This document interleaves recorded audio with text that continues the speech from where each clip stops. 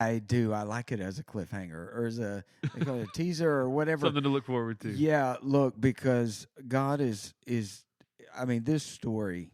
I think it's such a God thing, and I think you're going to tell this story for years and years, and your family will for generations of how the Lord has really orchestrated this child coming into your family. So Can't wait to give updates as we get closer and closer to the due date. And so yeah, Williams family of 5, please. Oh, love it, love it. Congrats, man. We are all over the moon for you, man. Big time. Yes, indeed. Yes,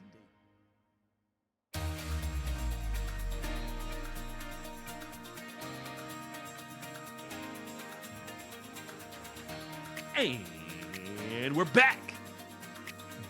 Back again. We don't wait a second. See, we don't even have rights to that song, so are we in trouble? Have you gotten us in trouble, Brad?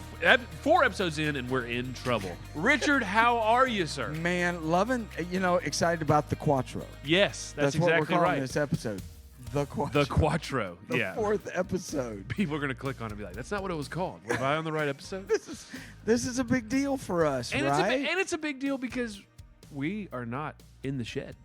Oh, man. We are on the road. That's right, people. This is a podcast on the go. We can come to a shed. We can come to a church after hours. We can come to your church on a Sunday. You just let us know. And we are taking we're open to any invitations. I kind of miss the shed, but this is it's cool, right? I like this setup right now. Yeah, I so think so. We're vibing tonight. I and we're, think so.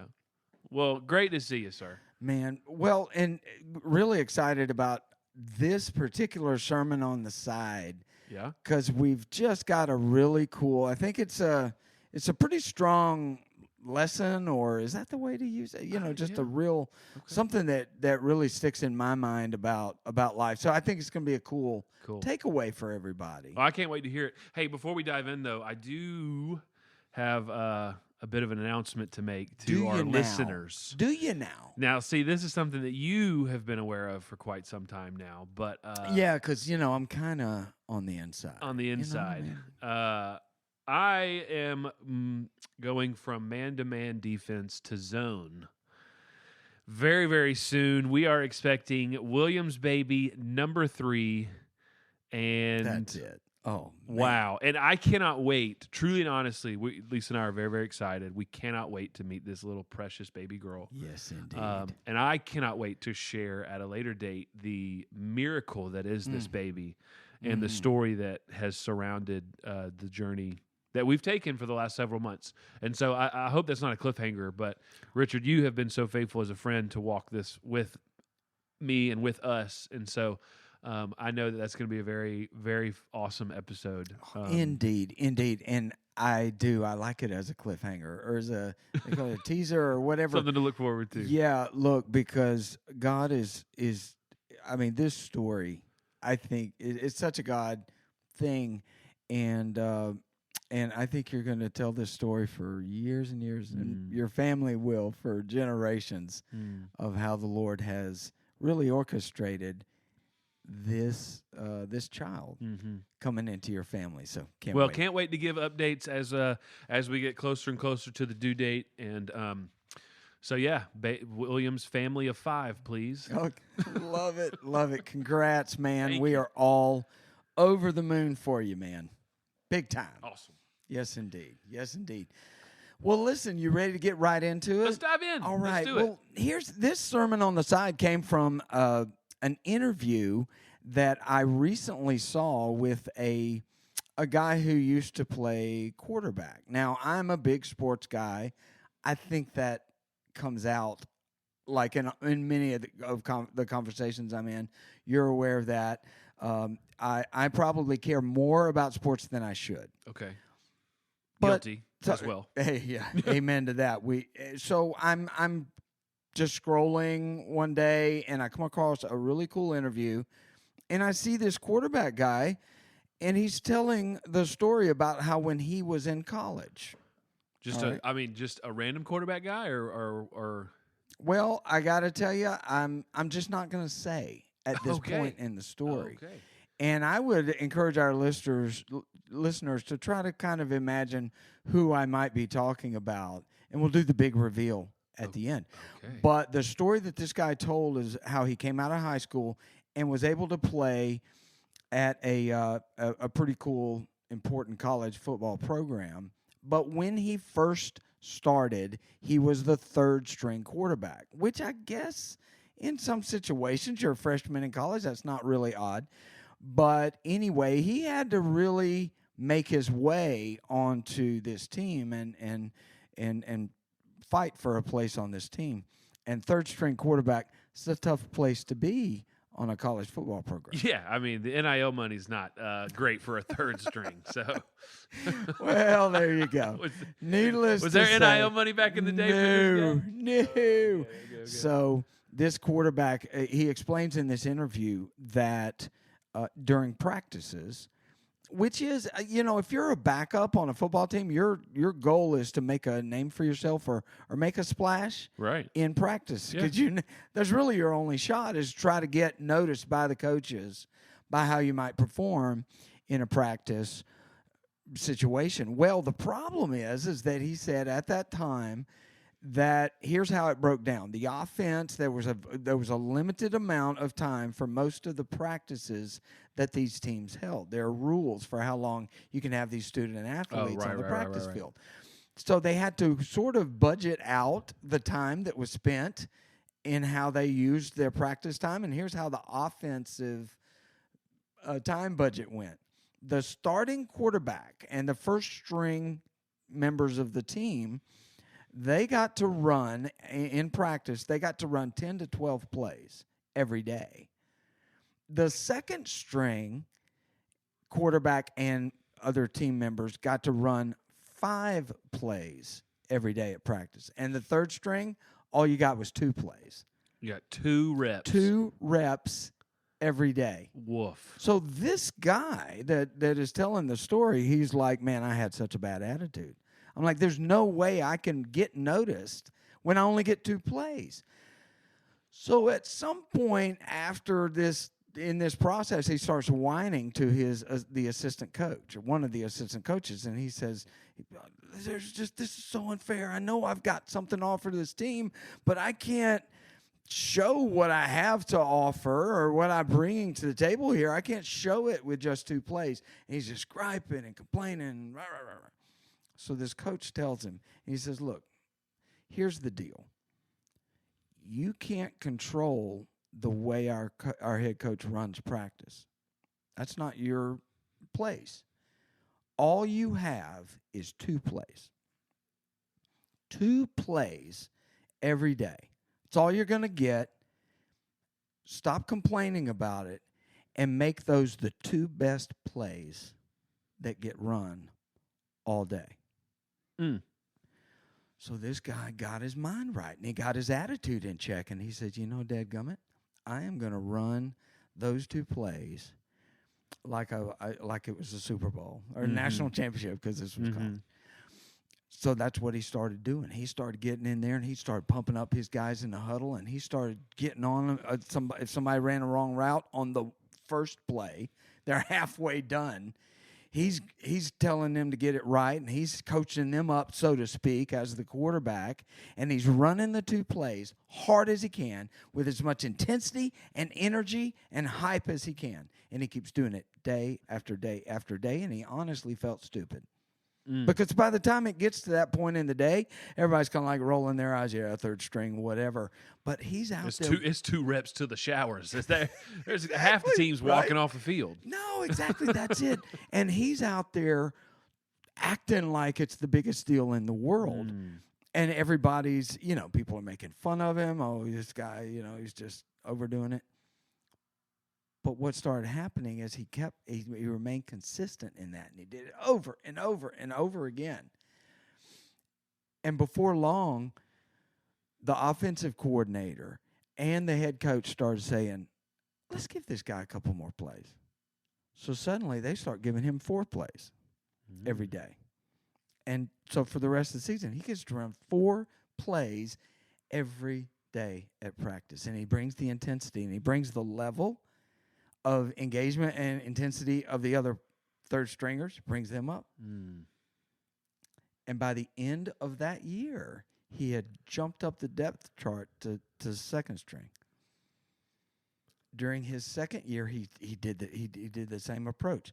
Energy. Still didn't see much of the field until towards the end of that second year, and he started getting some reps on Saturdays in actual games, and eventually he became the starter on that team and became a really prominent college football quarterback, super successful. Wow.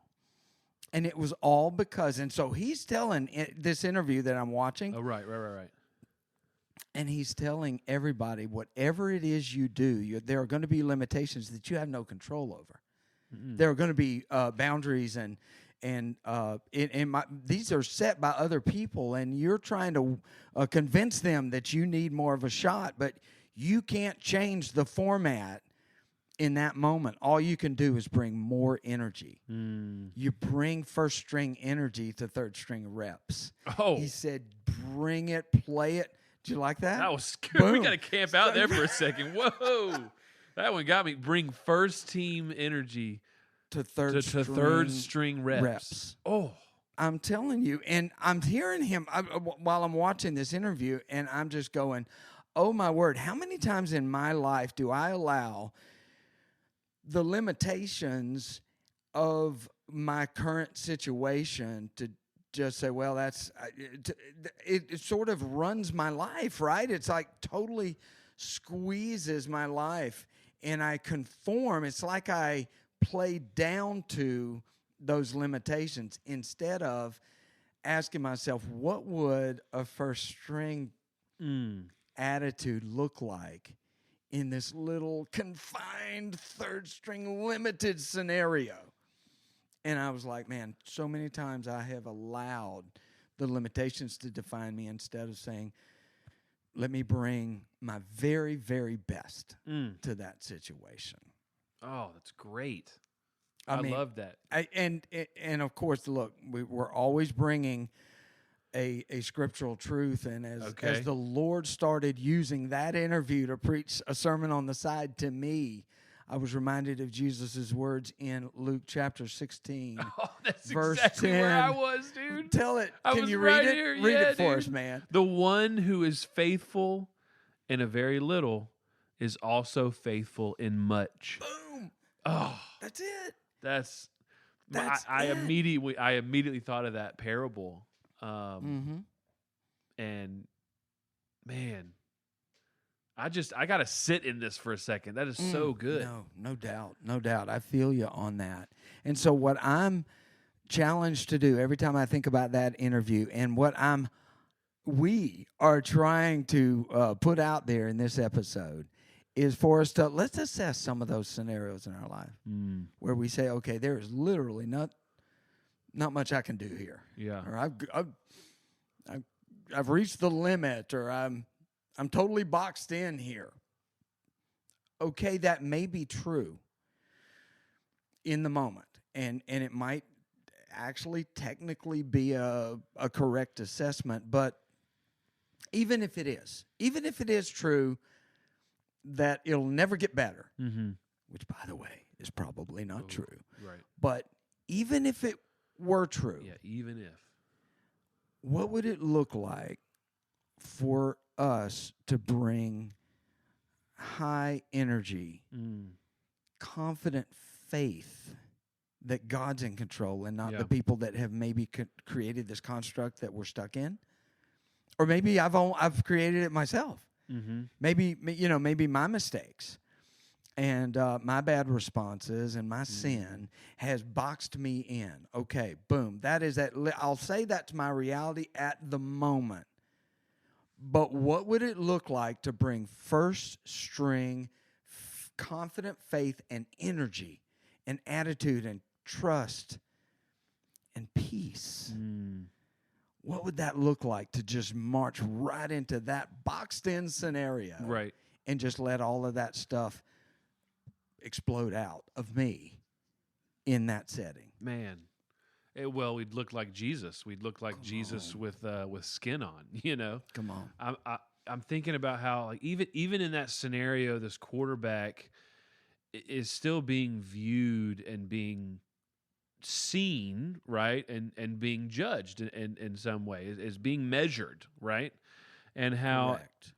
man, as soon as we apply this to our life and we apply it to our faith journey, all of a sudden we might be talking about boxed in scenarios that people don't see, that maybe a coach is not measuring whether or not, and all of a sudden we're talking about our character in the Lord. We're talking about our trustworthiness with our faith. And I think there's something beautiful here for us to just really challenge. I know that I am feeling challenged right now, even with some of the things that we were talking about before we went live. Exactly. In my own, like, how can we be faithful in the little things, right? And it's kind of what we talked about a couple of episodes ago, is going back to the basics. Right? Yes. Good point. And when we can be faithful in those little things, when we can see success, then that's when all of a sudden the Lord goes, oh, okay, you're a good manager of this little thing. I'm going to start adding to your yield. I'm going to start giving you some bigger things to, And, gosh, that's so good. That is so good. And the way you framed it just now really, really helped me, because I think about the times in my life, even some current scenarios that play out, and I literally do feel boxed in, and I can't see how it will ever change this particular scenario or slice of my life. And I have found sometimes it's just best, I believe, if my faith and my confident trust in God can lead me to a place of saying, so what? What if it doesn't change? That. So what? You know what the worst thing that can happen? I get a little stronger in my character. I heal a little bit more. I get to walk with the Lord. The Lord God himself. Amen. Come right? on. He is walking with me. And so I'm saying that's a win. That's great. Even if the measurables or the tangible limitations don't get changed or loosened up, or who cares, man? Right. I'm in here, I'm planted there, so let's grow there and let's heal there, and let's bring the passion and the joy and the energy, and see what God does. Oh, so boom, so good. Sermon on the side. All right. Now I'm just oh, sorry, go ahead. No, you go. I was just imagining, like, that, it's 10 o'clock into the night and you're just like scrolling ESPN and this sermon just kind of like hits you out of nowhere and you're like, dude, this is crazy. Hard to sleep after that. My mind is racing, right? Dude. So really cool. Now, as promised, I need to tell you who this quarterback who told this story is. And in some ways, as a sports fan, I guess I'm kind of sad to say that, yes, this took place in the late 90s. And yes, the school was the University of Michigan. And that's right, we're talking about one Tom Brady. That's right. It was Tom Brady. Third string, 2 reps a day.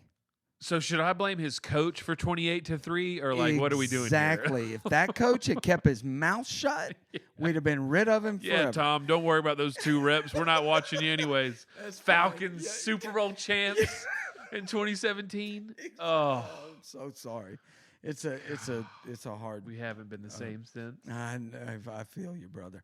But anyway, That's wild. It's remarkable that what is the GOAT, right? The greatest NFL quarterback of all time, no doubt. And how taking first string care to third string situations led the foundation for the most successful quarterback of all time. It's mind blowing. But you just called it. That's exactly what happened. Wow. And so that is our sermon on the side. Let it keep preaching to us. Well, Lord. Tom, if you're listening, I know you are. Huge fan of the show. Appreciate you, man. TV12. We'll see you at Thanksgiving, brother. Oh my goodness. Well, there you go. So I hope that we'd love to hear you guys share some comments in the comments. I'm sorry of this episode. Feel free to share your thoughts and maybe some things you can relate to, and maybe even some of your stories. Yeah.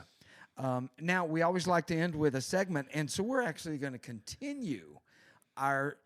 It's a continuation of our segment we did at the close of our last episode, which was the most hated phrases Yeah, I've got some. in our lives. I had an opportunity now to think about it. Okay. You know, Bring and to it. like really hone in on my hate.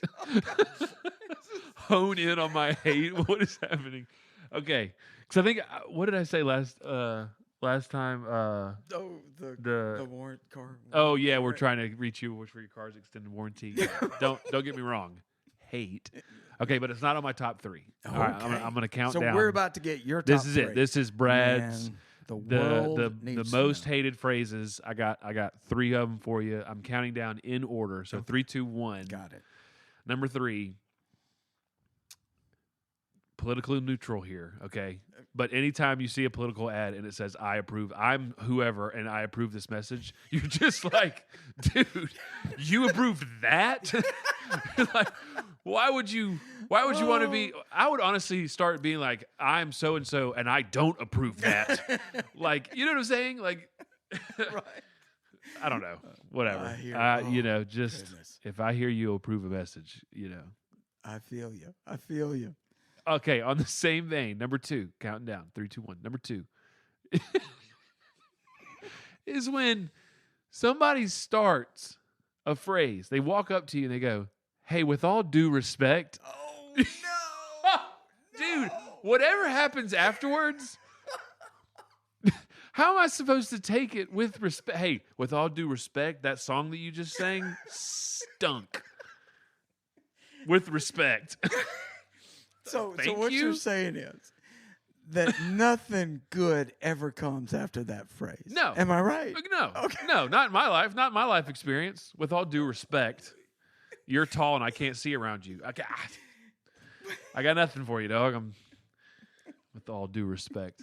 Oh God. Okay, and then the very last one. My spiritual, I don't even know if this is a gift as much as it is a curse, but I'm an extremely punctual person, or at least I like to think I am. Yeah. I I know that of you. Yes, I like to be on time. On time is early. To be early is to be on time. To be on time is late. 5 minutes early is 10 minutes late. All the little mantras, okay? Right. Now, my wife, my wonderful wife, She does not share that mantra. You know, No. God brings 2 different people together for a reason. Wow. And I am the punctual part of our family, and she is whatever the other side is. And so, whether it's her or one of our children, or even in life, okay, at work, or if you, whatever the situation is, when somebody says, "Give me 5 minutes," okay, do you actually mean 5 minutes? Do you want to know how quick 5 minutes passes on a clock? Like, we're supposed to leave. We were supposed to leave 5 minutes ago. Okay, but now you're giving me, give me 5 minutes. You haven't even gotten out of the shower. Like, we've got to load the kids. Kids don't have pants on. Like, what do we do? Give me 5 minutes. Give me 5 minutes to do what? Get to the next 5 minutes? Oh wow. All right. Oh well. Hey, let me ask you. Was that helpful to just kind of? I had to get it that out. You know what? This segment should be renamed a venting session, Let and the I just healing yes, begin, man. I'm bringing first team reps to my third string hate right now. So Well, listen. I think I would guarantee that there's a lot of our listeners that can relate to your list of hated phrases. So thank you for leading the way, for giving us that list. But this has been a great episode. Appreciate you, man. Love you, Thanks brother. for setting Appreciate this up you. for us. Thank you to everybody who is listening, and love to hear from you. And as always, keep your eyes and your ears open for as you're out there in your life from day to day.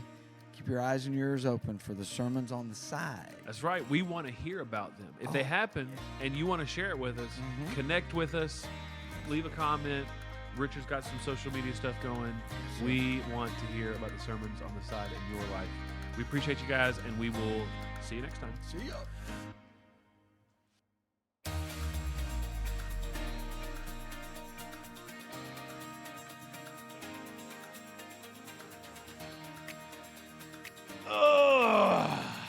Tom Brady. Oh, wow. I'm telling you. And, you know, maybe now that he's retired and everything, I've gotten over some of my aggravation. With him. No. No, never? No. Okay. 28-3? Never. Gotcha. That never goes away Ever. in your heart. And I can respect that as a hater of certain teams, and I'm with you. I should have done that as my number one phrase. 28-3. Yeah, right.